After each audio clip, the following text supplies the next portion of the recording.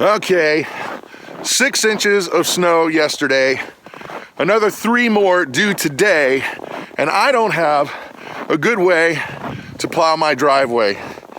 I'll explain in a second, but hopefully, fingers crossed, we will rectify that situation here, hopefully. So the original intent was to use this machine right here with its highfalutin, super cool, awesome rock star snow thrower on the front of it, and use this to clear the driveway, blah, blah, blah, yada, yada, yippee, skippy. It has failed miserably. Now, the scoop is this. I think that under normal conditions, well then again, what the heck are normal conditions? I digress. The snow, it was wet, and I couldn't even run this thing for 30 seconds before it would just get clogged up and would just stop.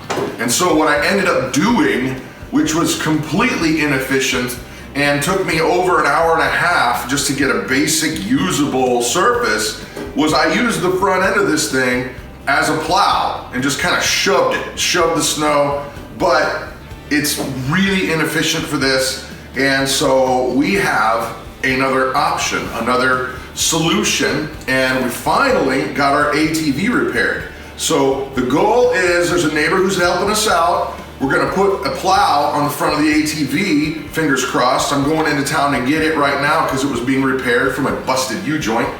And hopefully we'll have a plow on the front end of this thing, because I am tired of messing around with this for that.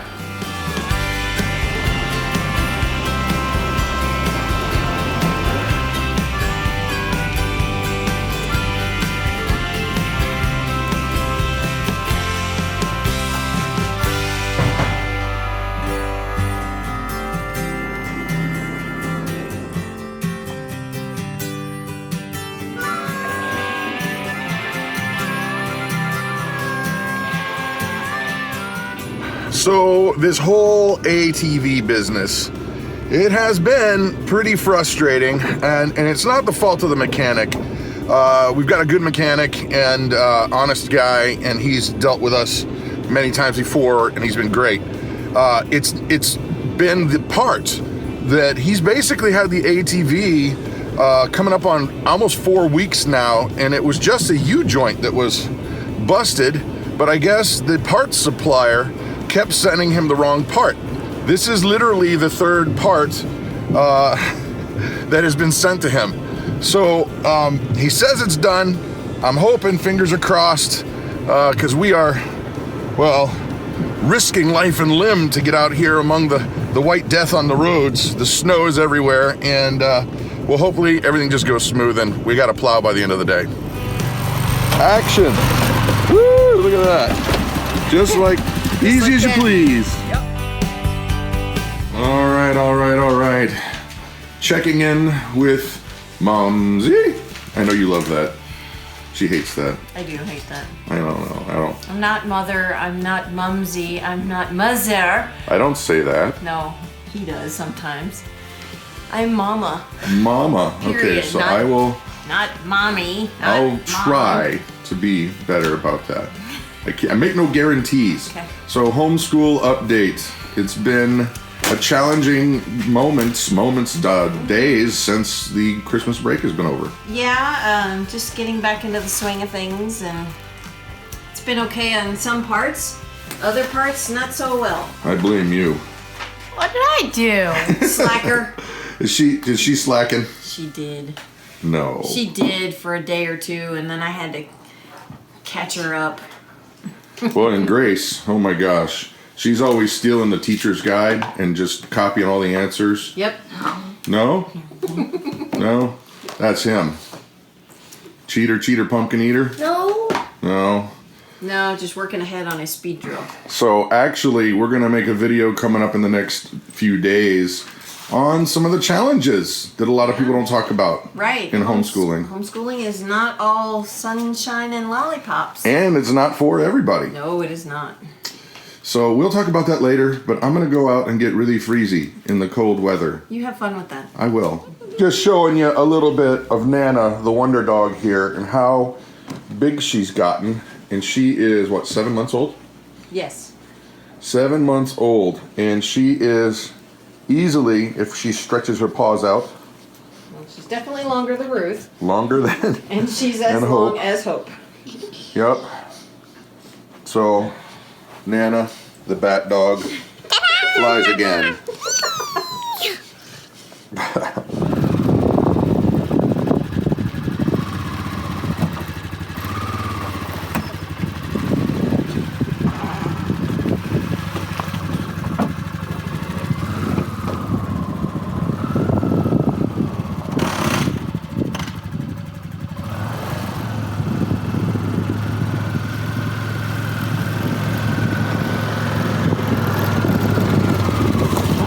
Well, we got the ATV back working. Everything's good on that. But my buddy's busy and can't help me put the plow on the front of this thing today. So, well, I gotta plow some snow without this. Yeah. Okay, quick thought of the day. And please feel free to put your comments, your ideas, your thoughts down in the comments section below. I'm kind of waiting for my fingers to thaw out before I go out and finish the job of plowing. But here's the thing that I was thinking about. Now, you guys know that we generally steer clear of politics on our channel, and there's a lot of reasons for that. And this is no exception to that rule. Mainly, when you talk politics, what happens is you split your audience right down the middle, because half of you are gonna agree with a point and half are not gonna agree with a point when it comes to the R's and the D's and all that kind of stuff. So we generally just stay away from it. And this may sound political on the surface, but it's not. It is absolutely not. Hear the whole thought out, and then you make up your mind and put a comment down below. Now, I don't know if you guys have heard about what happened to the poor people of Hawaii just recently. Basically, there was a foul up in the emergency broadcast system, and they were told that there was a missile incoming. There's a missile, a nuclear missile going to strike Hawaii, impending doom kind of thing. It went out, the message went out, it was on the radio, it was on several other places, there was phone messages that went out, and not once, but twice, this person who was working at the emergency management place sent out the wrong message that there is a nuclear missile coming their way, which was obviously, it was a false alarm. He messed up. There was a seriously fouled up system that allowed it to happen. And there's a million things that went wrong in this scenario. I mean, I don't know if you heard, but man, I feel horrible for those people there, because can you imagine, like, poof, you're going to be dead here soon, and here's, you know, the government telling you that doom is impending. Go ahead and kiss your booties goodbye. Well, that's exactly what the people of Hawaii went through. There were folks that were taking their children and stuffing them into culverts and sewers and things, thinking that for some way, shape, or form that would shield them from a nuclear blast. There was other reports of people who were taking kayaks as far out into the ocean as they could get them, thinking that would shield them from a blast. There were other instances that were just crazy things where people were freaking out, and justly so. But then there was this one guy. This was kind of funny. He was reported that he was on a golf course and he found out about it, and he just kept golfing because he figures, well, if I'm gonna die, at least I'm doing something I love. I'm here. I'm not gonna freak out. Let it come. And all of those things are just absolute crazy byproducts of a fouled up system that was broken on many levels, and it took them over 30 minutes to actually correct the statement and say, no, this is not, there's not a nuclear warhead coming here. There was reports that said that 12 minutes out that they corrected it, but it was not corrected in all of the different areas. Some of them only went through social media. There was a big mess up, and the people of Hawaii were, I just feel for those people, you know. Thank heavens that nothing happened. But here's my point in all of this. You see the stories of all these people that just went ape. They went absolutely nuts. And the thing that struck me was, you know, you're talking about a nuclear warhead. If it's gonna hit anywhere near you, it's over. It's gone, it's done. But if this was a regular, you know, if there was a different kind of an emergency, these people had no idea what to do. Everybody just kind of went ape, except for a very small amount of people.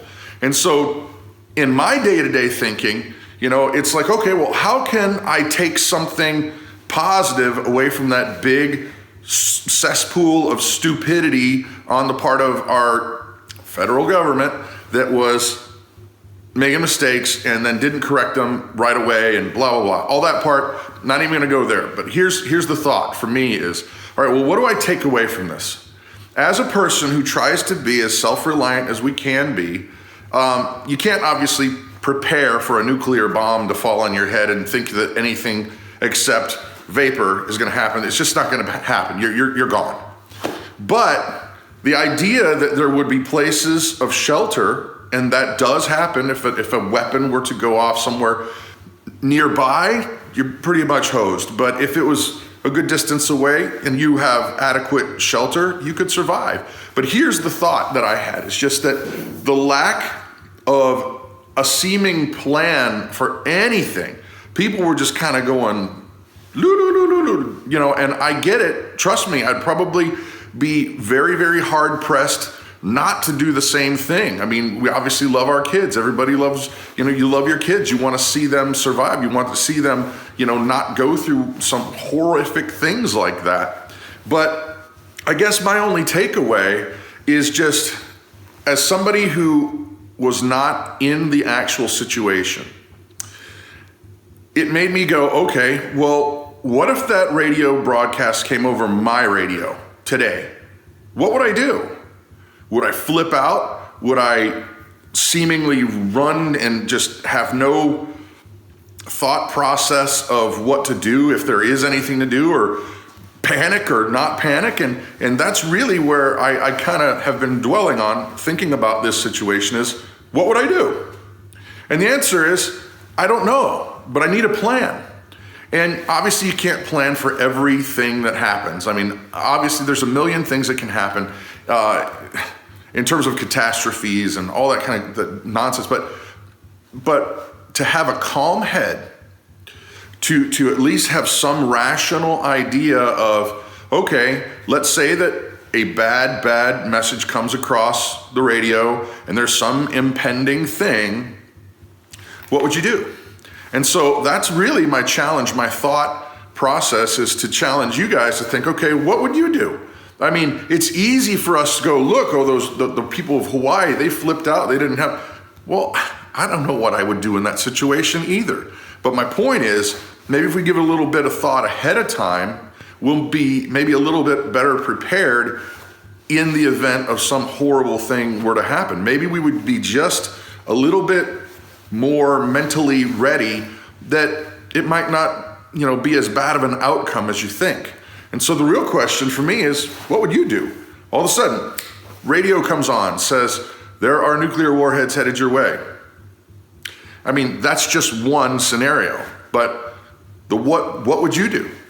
I don't know what I would do, but I'll tell you what, I'm giving it a lot more thought lately. I am giving it a lot more thought lately. So there's the thought.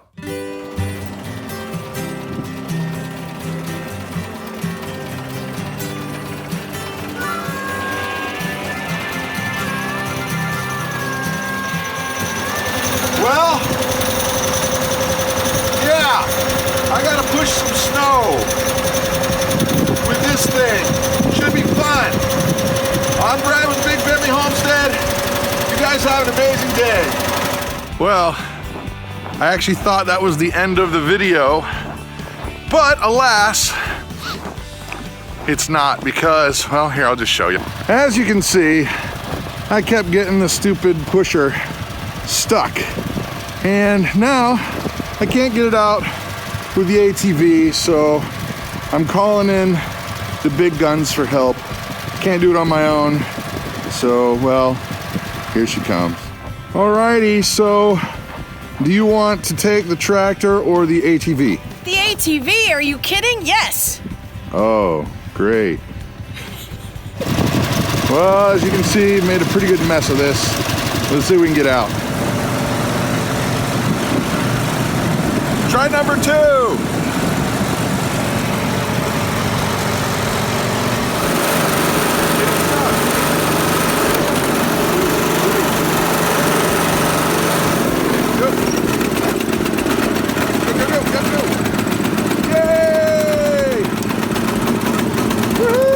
Well, 20 minutes later, but we're out. Way to go, Mama.